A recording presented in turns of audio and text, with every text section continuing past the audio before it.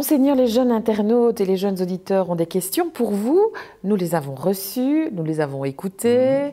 Ils sont en primaire, en quatrième primaire. Alors évidemment, la question, à quoi sert le cours de religion? À quoi sert le cours de religion? Eh bien, je pense qu'il est vraiment important comme lieu à la fois de connaissance d'une tradition de foi qui nous ouvre à la dimension spirituelle et comme lieu de discussion et de rencontre qui nous ouvre à la construction de soi-même. Je crois qu'on ne se construit soi-même, on ne trouve un peu le sens et je dirais, oui, l'orientation de sa propre vie que quand on peut la confronter à des dons culturels qui nous parviennent, entre autres par les religions. Et moi j'ai beaucoup d'échos, encore hier je voyais un prof de religion qui me disait « mais avec ce nouveau programme c'est vraiment formidable ce que les jeunes découvrent dans le cours de religion ». Parfois même on me dit « c'est le seul endroit dans l'école où on peut vraiment parler à cœur ouvert, sachant qu'on ne sera pas jugé, que le but de la conversation c'est un partage entre soi et avec une certaine discrétion ». Et donc, il y a un cadre, si vous voulez, qui permet à la fois, je dirais, une réception, un accueil d'une force spirituelle et en même temps un lieu d'élaboration tout à fait libre et autonome de la personne. Voilà, pour moi, le cours de religion, pour ça, c'est très important. Jésus a-t-il vraiment existé? Ah oui, c'est une bonne question.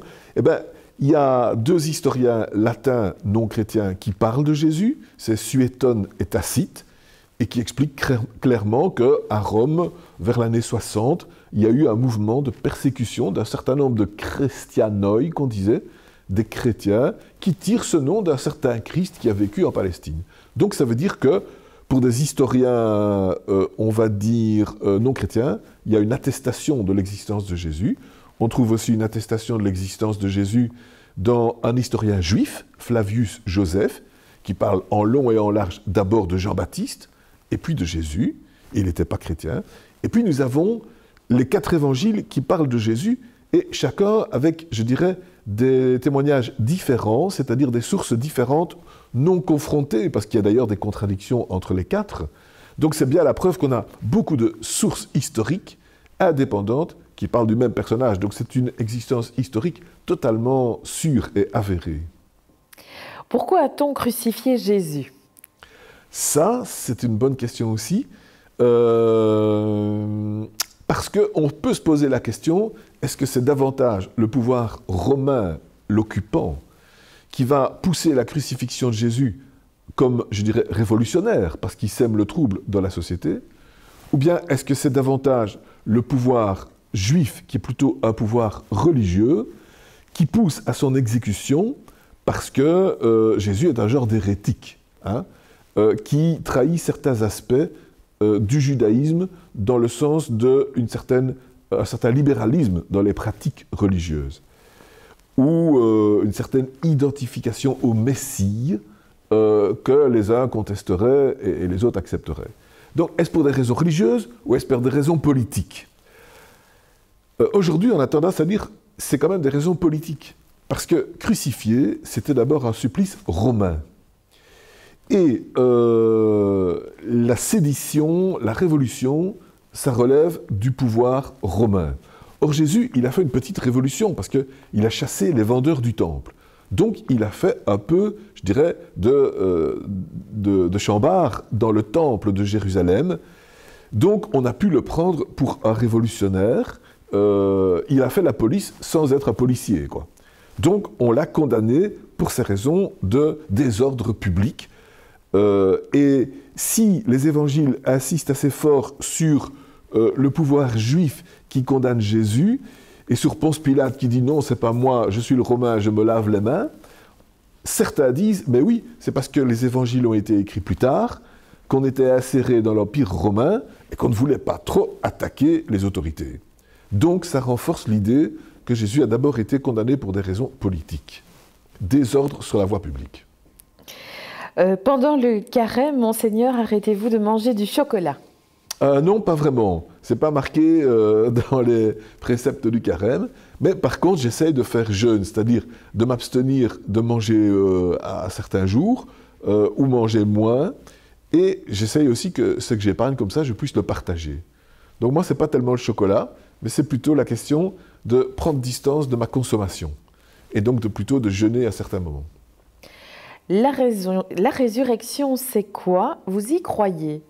La résurrection, c'est un mystère. C'est un mystère de vie. Les évangiles parlent de réveiller, Jésus se réveille, ou anastasis, Jésus se remet debout. Donc ce sont des images qui nous montrent que la mort de Jésus n'est pas le dernier mot, il y a un réveil, il y a une remise debout. Mais ce réveil, cette remise debout, se communique à d'autres et transforme la vie des autres. Donc c'est-à-dire, Jésus dit par exemple, d'après l'évangéliste Marc et d'après Matthieu, « Vous me retrouverez en Galilée ». C'est-à-dire, il demande à ses disciples de se replonger dans le lieu du départ, le lieu de la vocation, le lieu de l'appel, le lieu des guérisons. Donc, la résurrection de Jésus, c'est aussi dans le cœur des croyants, puisqu'ils sont relancés, ils sont remis debout, et ils sont invités à devenir des témoins. Et une fois que Jésus a transmis ce message, il disparaît de leurs yeux. Donc l'important, c'est que la résurrection de Jésus n'est pas indépendante de la résurrection, c'est-à-dire de la remise debout de ses propres disciples. C'est nécessairement toujours lié, c'est un fait de vie de Jésus dans le cœur et la vie de ses disciples. Donc la résurrection de Jésus, c'est la découverte qu'il est vivant, mais pas simplement, et même pas d'abord, en tant qu'être, je dirais, habituel de chair et d'os que l'on rencontre au coin de la rue, mais d'abord au cœur de tout vivant, de tout disciple qui se met à son écoute. Parce que si c'était juste pour ressusciter quelques années et puis mourir de nouveau, ben à quoi bon? Donc ce qui est clair, c'est que la résurrection de Jésus, c'est d'abord, à travers un fait constaté par eux, une résurrection de leur propre vie qui se transmet dans le monde autour d'eux. Une question encore de ce jeune qui demande pourquoi les terroristes cassent-ils les musées en Irak? Ça, c'est vraiment la preuve du fanatisme, de l'aveuglement, de l'absence de culture. C'est vraiment le fait d'être manipulé par certaines idées a priori qui fait que ces gens-là anéantissent la culture qui les a précédés. Alors évidemment, la motivation est la suivante. Ces éléments, ces statues dans les musées proviennent d'une culture plus ancienne que l'islam, une culture qui était polythéiste, qui était païenne. Ce sont des représentations de ce qu'on appellera des idoles, des faux dieux.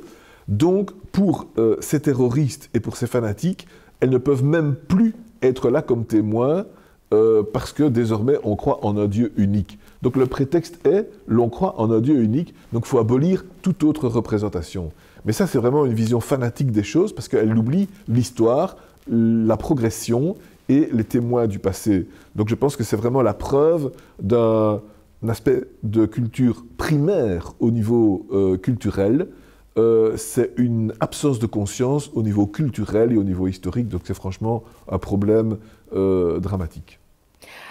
Alors, une dernière question de nos jeunes. Que faites-vous, Monseigneur, pour l'environnement? Ah, ce que je fais pour l'environnement. Moi, je pense que pour l'environnement, on doit faire attention à la gestion de l'énergie et à la gestion des déchets. Moi, j'essaie d'être attentif à la gestion de l'énergie.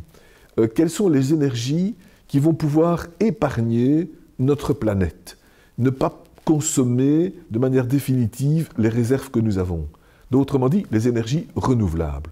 Moi, j'essaie de favoriser tout ce qui est recherche sur les énergies renouvelables et donc éviter de consommer, d'être trop dépendant du pétrole, du charbon, qui, par-dessus le marché, détruit en partie l'atmosphère.